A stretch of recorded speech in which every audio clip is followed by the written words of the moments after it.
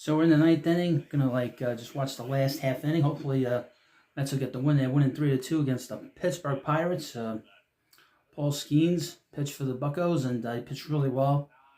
Gave up only 1 run in 7 innings, and then they went to the bullpen in the 7th inning. The Mets took the lead. They didn't even get a ball out of the infield, But neither did the Pirates, by the way.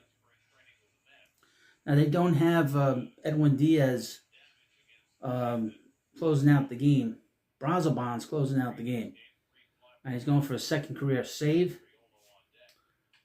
Ball up the middle, single. So man on first. Canario, the guy the Mets picked up from the Cubs. And they traded him to the Pirates for cash. Now we're going to talk about this. The thing about this Mets team is that in this game, they had chances to really put this game away. So many men left on base, which has sort of been the hallmark so far of this club. A couple of things of note. In the 8th inning, Brandon Nimmo made an incredible catch to bring a ball back. I don't know if it was going out for a home run off of the Daniel Nunez, but boy, it might have hit the back of that black fence, that separates the fans from the edge of the wall. Trulio made a terrible base running decision in the 5th inning, I think it was. And that cost the Pirates a run.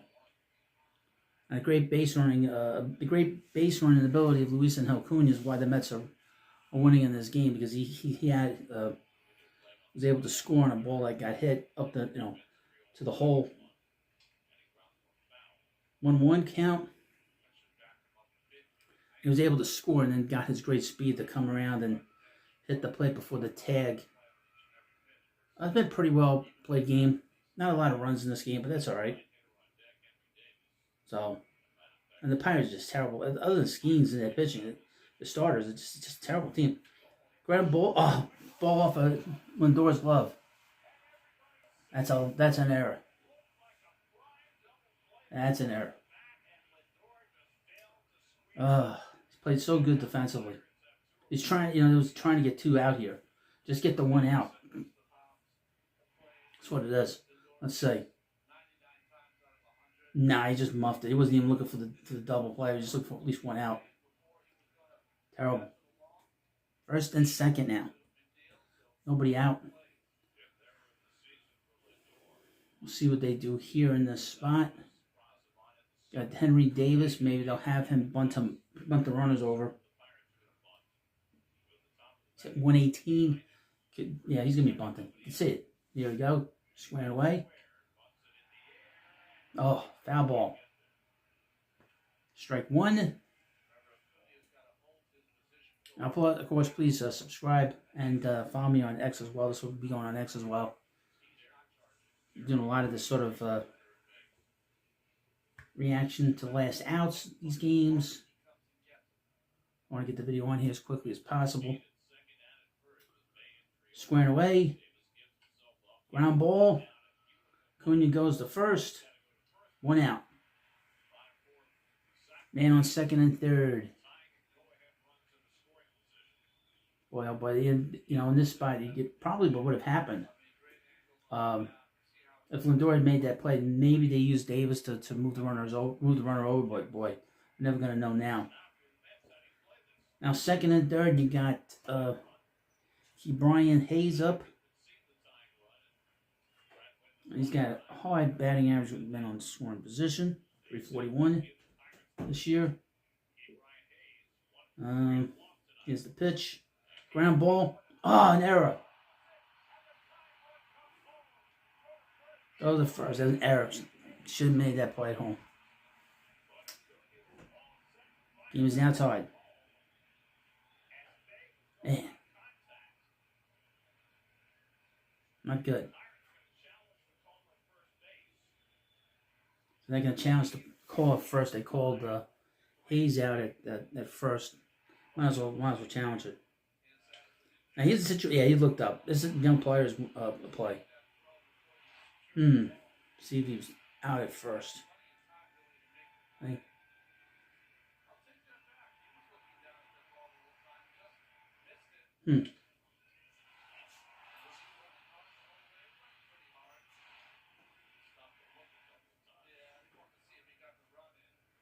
And poorly defensive inning by the Mets. See if he's out at first. It's safe. He looks safe. He looks safe on that play.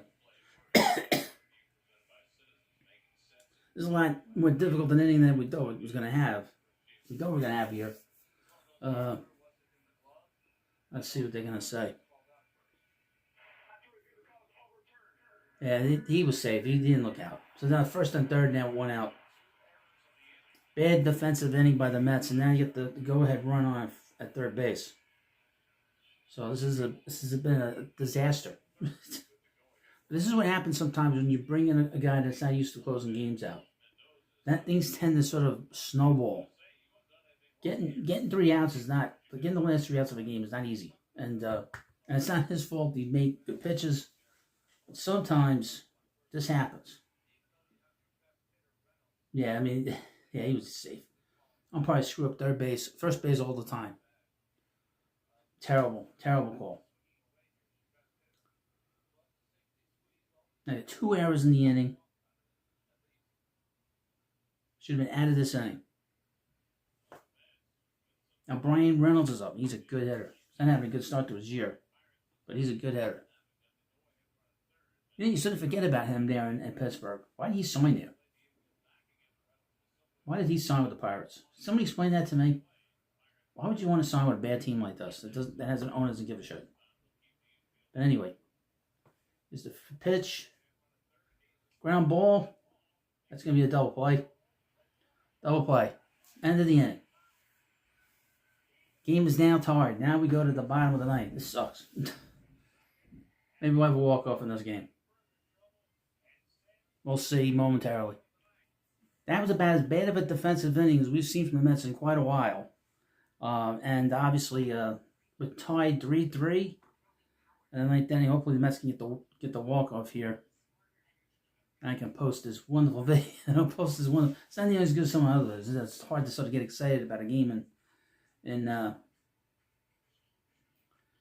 May against the Pirates. No offense to the Pirates, but man, get this game over with quickly. That's what we want to say. All right, so the Pirates are going to pitch David Bednar, who was their closer. He's actually pitched a little bit better, just looking at his numbers, than he had been. And we're going to have Luis Angel Acuna leading off. We got Francisco Lindor and Juan Soto. Hopefully those guys can get this over with and can enjoy the rest of the night once the end of the Knicks game. But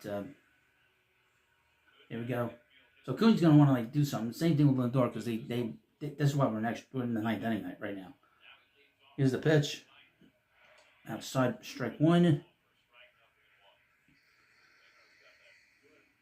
The 0-1 count to Acuna. Here's the pitch. Oh, good swing. He fouled that ball back. You know, the thing about Acuna, I think I've said this in my videos, is that what keeps him from being like an elite player is the power. You know, he has the power, and he will be able to be an elite player, but that power has not shown up. We saw 3 home runs last year, but nothing so far this year. This is the pitch. Struck him out. And I don't know why he's swinging that ball. He was at his neck. Now we got Lindor coming up with Soto after him, so maybe we can end this game. End this game before we get to extra innings, and I will take this game into this video into extra innings.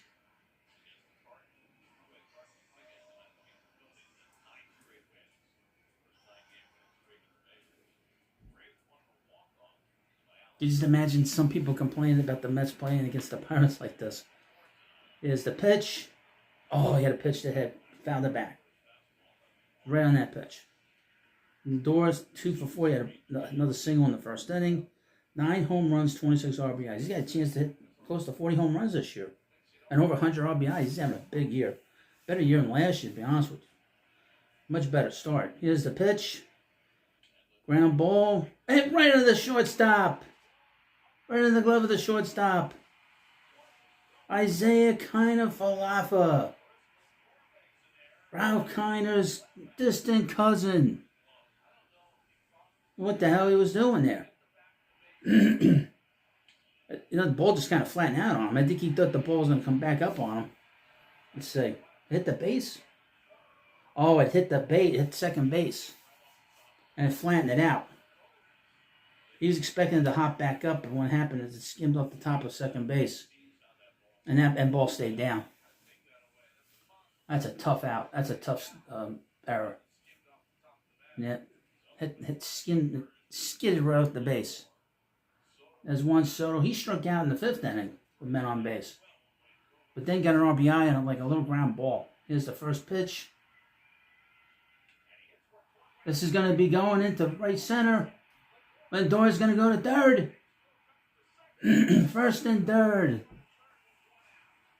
Pete Alonso up. 0 for 12. Now, they had a weird stat on Soto tonight, saying he hasn't gone 3 games that have gone, hasn't gone, such a strange statistic. What did Gary say? He's gone like, he's the only player that's gone like, he hasn't gone like more than 2 games without getting a hit. So or getting on base. So, again, that continues. Now, here's Pete. Infield's going to be in, I guess. Here's the pitch. Just need a fly ball here. Ball 1 on the outside. Pete's numbers with men in base, 15 for 40, 4 home runs, 24 RBIs. Walk-off would be nice here. Now the infield's kind of in a little bit. The outfield's certainly in. Here's the pitch to Pete. Check the swing. Checked it at first. No swing. 2-0. Brandon Nimmo is the next batter up. So they do have a base open if they have to put somebody on, but Nimmo is a killer late in the game too. There's certain players that you trust late in the game, and Brandon Nimmo is one of them. An American success story. Like I said, for many years, or many months, I think. Here's the pitch, strike 1, inside. What was that? Fastball in the corner. Oh, I just love it when they go into the crowd. They show people praying. Oh, it drives me nuts. And it drives me crazy. I want to see them. Just so the game. That's it. Care about the fans in the stands at some point. Ball 3 inside. Yeah, I mean, right, Gary. I mean, really, the walk doesn't mean anything. Because you got to get through this inning. So you got a base open. But like I said, Nimmo's a killer late in the game. Here's the pitch. Fly ball. That's deep enough. Caught by Reynolds. Yeah, he's going to score. Easy. There we go. Let's win. Sacrifice fly as Pete gets drenched with the Bazooka Joe gum and crown. The Mets have a walk-off. It didn't have to be this way. It should have been easy than anything, but this is how you win against a bad team. Bad teams come back and then you beat them in the ninth inning. It's how it is, folks. It's how it is. Pete's had a great year. He's, right now he's one of the many, probably the biggest thing that's happened this year is his season. Right now he's the Mets MVP. And right now he's a big MVP candidate for in the National League. I mean, really, it's early still. It's only 40 games. But we've gone deep in the season enough now that this team is good. That's the one thing I don't have to worry about with the Mets. They're a good team. And the fact that we're so far into the season now, this team's got a good shot. Win the division, get deep in the postseason. Big thing is getting in the postseason, and then obviously playing the Dodgers at some point. Because that's what's going to come down to. They're showing replay Lindor scoring. That's our 16-4 at Citi Field.